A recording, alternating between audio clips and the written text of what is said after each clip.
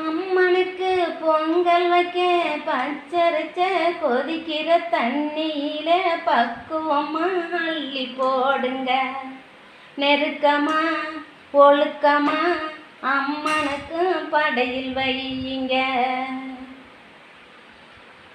கருப்பட்டி வெள்ளத்தை தான் பக்குவமா பொங்கலுக்கு போடுங்க.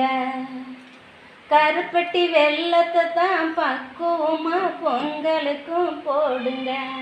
கருமாரி அம்மனுக்கு பசி தீர பொங்க சோறு பொங்கி வையுங்க.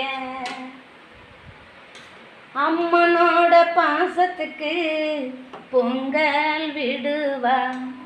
அம்மனோட பாசத்துக்கும் பொங்கல் வைப்பா பொங்கல் வைப்பா. நம்ம வீட்டுக்கு வந்து ராசக்கலையும் கொடுப்பா.